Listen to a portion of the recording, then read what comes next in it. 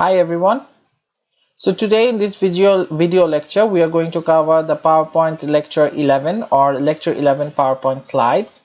And basically in this lecture 11 we will cover the latter part of chapter 6. So if you remember in lecture 10 we covered the first part of chapter 6, where we talked about inflation, the types of inflation, how we measure inflation, and all those stuffs, right?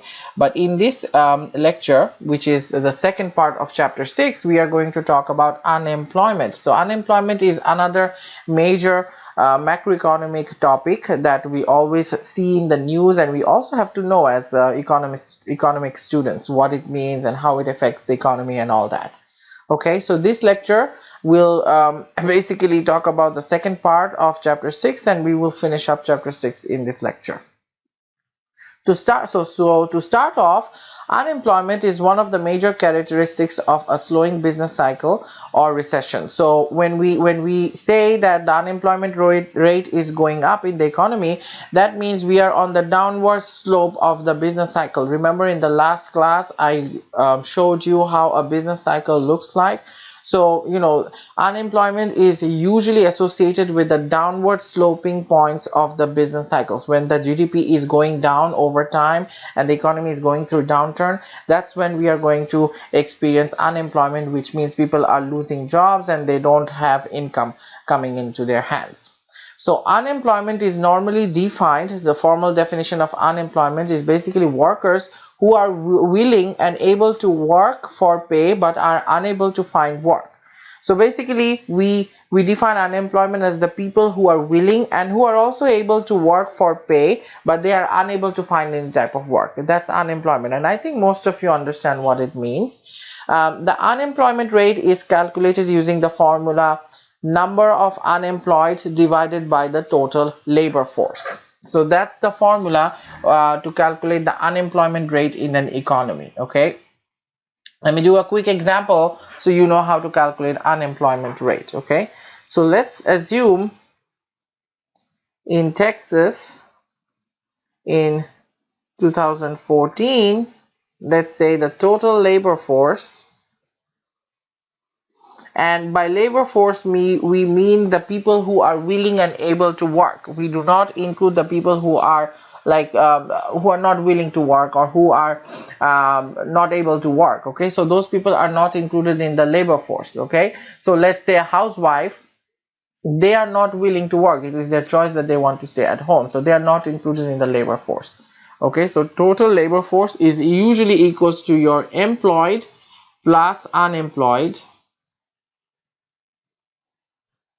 Okay, together they form your labor force, but it does not include people who are not willing to do work or who are not able to do work. Like someone is sick and they cannot do work, they will not be included in the labor force. Okay, so let's say in Texas in 2004 the total labor force is, let's say, 20 million people. Okay, just as an example.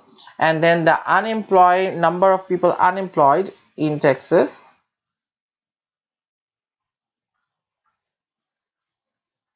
is equals to, let's say 20,000 people. Okay, so let's say 20,000 people are unemployed in Texas.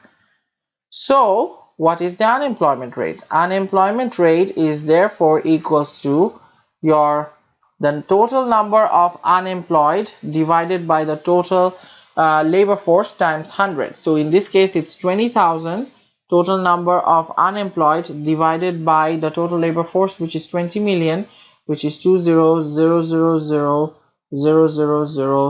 times 100, and what we get is, let's see what we get. So we end up with a result of 20,000 divided by 20 million times 100 is basically very low, and that is equals to 0.1%, which is probably not feasible. We usually have a higher unemployment rate, but in this case we have an unemployment rate of 0.1%. That's what we in Texas we have in this scenario we have a 0.1% of unemployment. So that's how you will calculate unemployment rate. Okay, and it's a percentage, so that's why we usually multiply it by 100. Now, unemployment, the total labor force, basically that's what I defined you again, is includes those who are willing and able to work, whether they are employed or unemployed. So as long as the workers are willing and they are able to work, they will be included in the labor force, regardless whether they are currently working or whether they are unemployed. They will be included in the labor force. But people who are not willing to work, or people who are, let's say, not able to work, they will not be included in the labor force. Okay, now there are three types of unemployment in the economy: cyclical unemployment, frictional unemployment, and structural unemployment. I'm going to go over each of these unemployment and what they mean for your understanding. So first we start off with cyclical unemployment. Cyclical unemployment occurs in the economy when there is a lack of demand for labor due to decline in the business cycle or recession. Again, when the economy is going through recession, there is a lack of demand for goods and services, right? People are scared that everyone's going to lose their job, so they do not want to spend their money as much, so they save the money, and as a result the demand for goods and services fall. When the demand for goods and services fall, the producers or the suppliers, they start making less profit. So one way they can increase their profit margin is by cutting the costs, and they can cut the cost by reducing the labor, right? Because there is a lack of demand in the society or in the economy, the producers will lay off people because there's not enough demand for the goods, so they do not need to produce as much, so they do not need as much labor, so they let them go, and that is called cyclical unemployment. So the unemployment that happened during the coronavirus pandemic or during the 2008 recession can be defined as cyclical unemployment. Okay, then we have frictional unemployment. So frictional unemployment occurs when workers are moving between jobs. So let's say I work as a professor in Richland College, and then I leave my position, and then I take a 3-month period, a break before I start a new position with Collin College as an economics professor. Then that period of 3 months is called frictional unemployment, and it can be voluntary or it can be involuntary. I can be laid off, and as a result I'm trying to find another new job, and the period of adjustment while looking for a job or moving to a new job is known as frictional unemployment. Okay, so again, it can be by choice or it can be because of layoff reasons. Okay, but basically it is kind of temporary and short period, and it is the lack of employment, or it is absence of employment in between two jobs. Let's say you lose your job in Richland College and then you spend 2 months to find a new job. That period of 2 months will be called frictional unemployment. And then the last type of unemployment is called structural unemployment, and it is the worst type of unemployment. Economists hate this type of unemployment because it is very bad for the society. And this type of unemployment occurs when labor and workers, they do not have the required skills for existing jobs.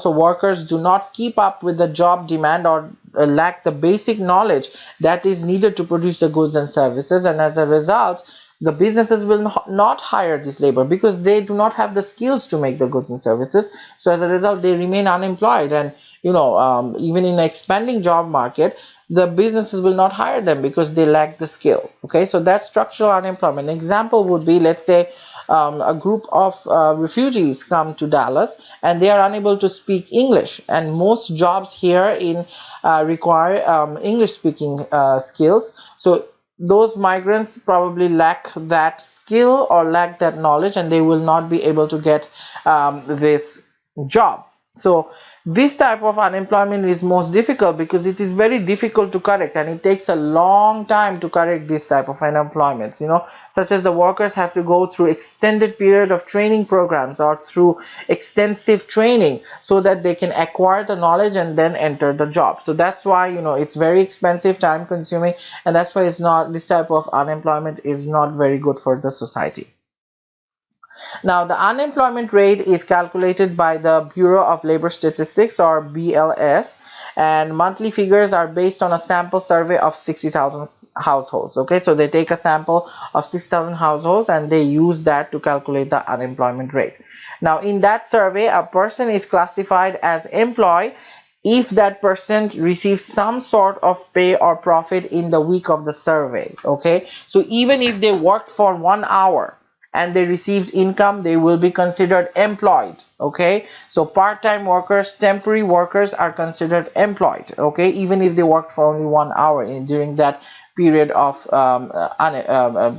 during the period when the survey was completed. Okay, now in order for one to be considered unemployed, an individual must be, okay, so in order for you to define somebody as unemployed under this survey, the following conditions must be met. Okay, in order for you to be unemployed, the first thing you must meet is you must be able to work. You must have the ability and the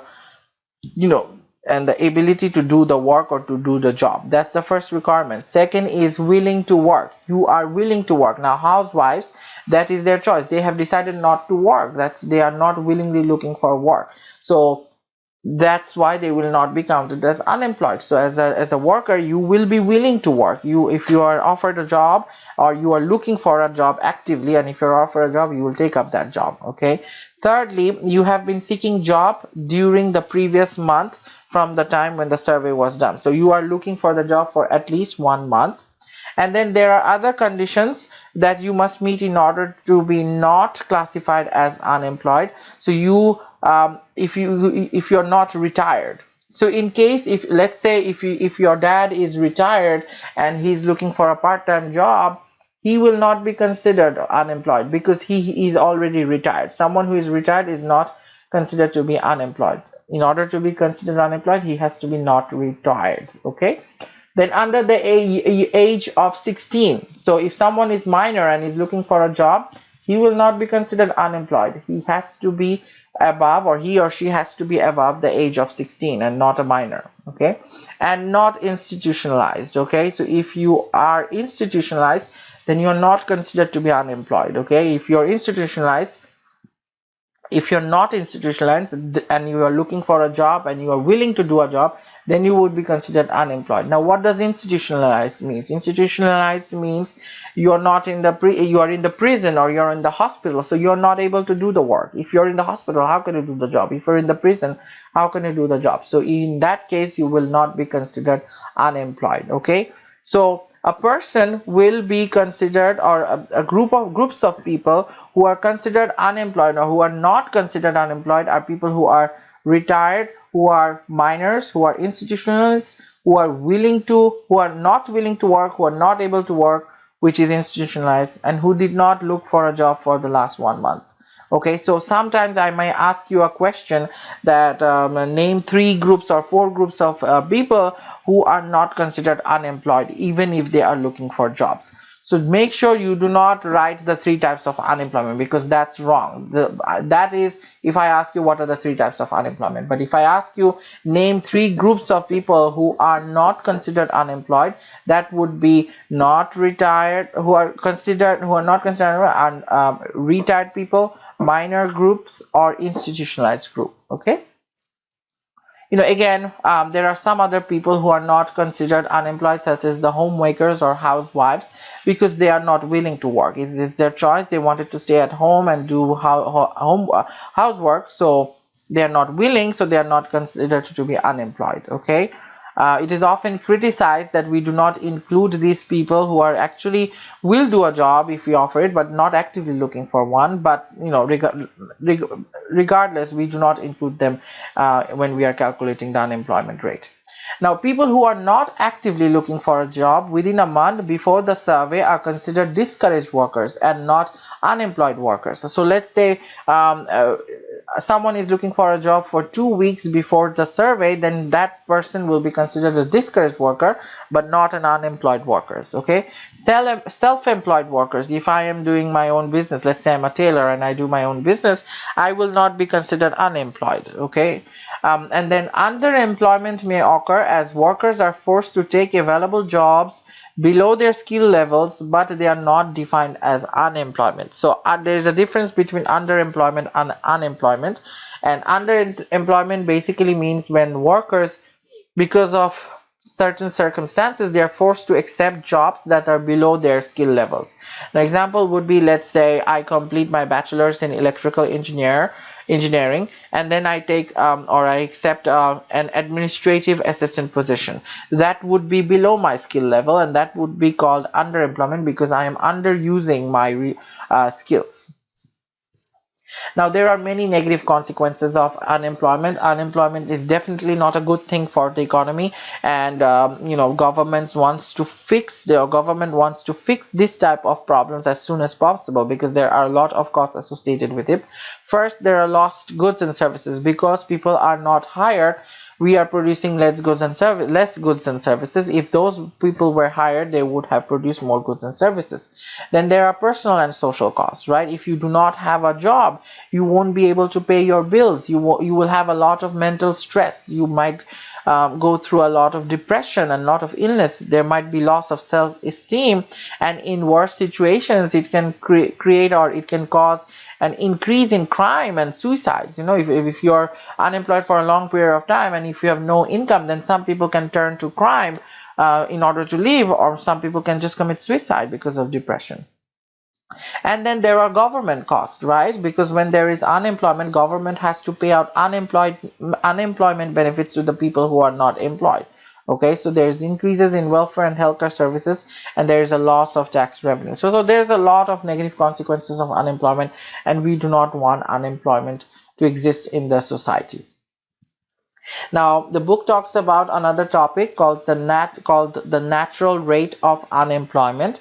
So the natural rate of unemployment is basically the unemployment rate at full employment. So when the economy is operating at full capacity, the unemployment rate that exists at that time is called natural rate of unemployment. Okay, now it will be a combination of frictional and structural unemployment, but not cyclical unemployment. So natural rate of unemployment will consist of frictional unemployment and structural unemployment, but not cyclical unemployment. This is because when we talk about natural rate of unemployment, what it means is the economy is at full capacity. So basically, economy is producing the maximum output at this point, and they are using all the resources efficiently, and all the resources have been used at their capacity, and that the unemployment rate that exists at that time is called the natural rate of unemployment. Now, for your knowledge, unemployment rate can never be 0 or 0%, because there will be always some people who will be changing jobs, and there will be some transitional period of unemployment, and there will be always some people who will lack some knowledge to accept jobs. So that's why unemployment rate will never be 0, but the natural rate of unemployment will be a low number, and this is basically occurs when the economy is at full capacity. So if I ask you what is the definition of natural rate of unemployment, it is basically the unemployment rate that exists when the economy is operating at full capacity, or when the economy is at full employment, and it is a combination of structural and frictional unemployment, but not cyclical unemployment. Currently, the natural rate of unemployment goal is 3%. Okay, so if we reach an unemployment rate of 3%, that means we are at full capacity. We are using all the resources efficiently, and output is maximized. Okay, now the natural rate of unemployment varies from time to time. For instance, in 1980, the goal was to reach an unemployment rate of 6%. But now it is 3%. So as more employment opportunities become available, this changes with periods of time and with various other conditions. Now, based on the natural rate of unemployment, we get another concept called the GDP gap. GDP gap is basically the difference between the potential output at full employment and current output. So what GDP gap means is basically it is the output that you are producing currently minus the output that you could have produced when the economy is at full capacity. So the difference between these two will give us the GDP gap, and economists often use the Okun law to estimate the loss of GDP with the increase in unemployment. So basically, when unemployment will go up, we will see that the output falls more because less people will be hired, so less goods and services will be produced, so output will decrease, and as a result the GDP gap will go up because you're producing less compared to what you could have produced when the economy is at full capacity. Okay, so and according to this law, for every 1% increase in unemployment above the natural rate, a GDP gap of 2% occurs. Okay, and there is a formula for that, and that's what we're going to do. So GDP gap is equals to current unemployment rate minus natural unemployment rate multiplied by 2. Now I want to do an example for this so you guys are clear how to do a calculation, and there will be a problem like this in your homework and your exam, so make sure you understand what GDP gap means. Okay, so again, GDP gap, the formula for GDP gap is given by current unemployment rate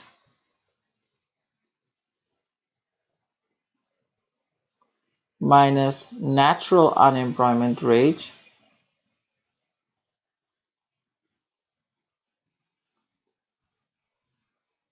multiplied by 2. Okay, now this is the formula. Now let me do an example. Let's say, example, in the US, let's say currently the natural rate of unemployment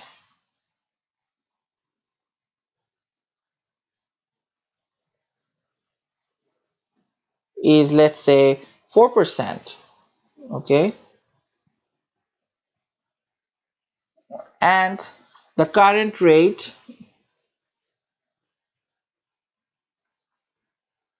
as of May 2020, the current unemployment rate was 13.3%. Okay, so we see there is a lot of difference between the natural rate of unemployment and current unemployment rate. This is the current unemployment rate.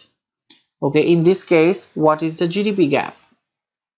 How much output are we losing because of this difference in unemployment between the ideal situation and what we are currently in? So we use the formula to calculate it.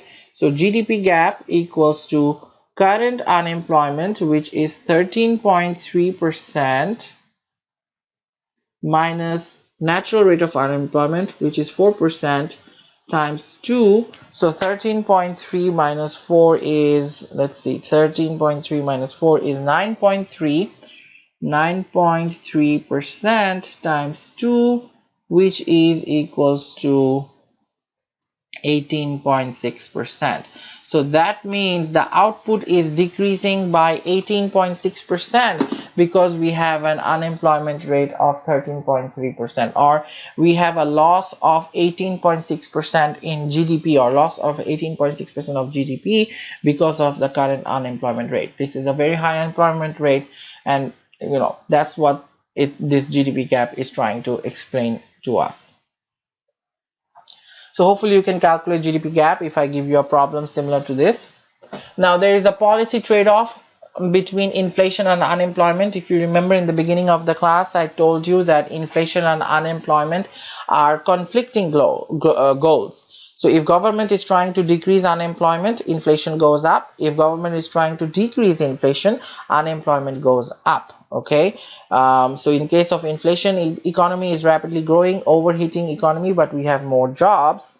On the other hand, if we have recession, it normally means economy is slower with fewer jobs. People don't have a lot of jobs, but at least the prices are not rising. But in the 1970s, we had a very different situation, and that was even worse. That's when both inflation and unemployment were going up, and that was caused by the oil price shocks in 1972 and 1973. And this situation, or this economic situation, is known as stagflation. So make sure you know what stagflation is. It will be in your exam. Stagflation is basically an economic a perplexed economic situation in which both inflation and unemployment are rising, which is not good for the citizens. Okay, again, economy is stagnant when the economy is not growing and at the same time experiencing high inflation rates, and this usually occurs because of cost push inflation. So that's the end of this lecture and end of chapter 6. I will finish my lecture here today. Next class I will start chapter 7, and we will go from there. Until then, you guys stay safe and thank you very much.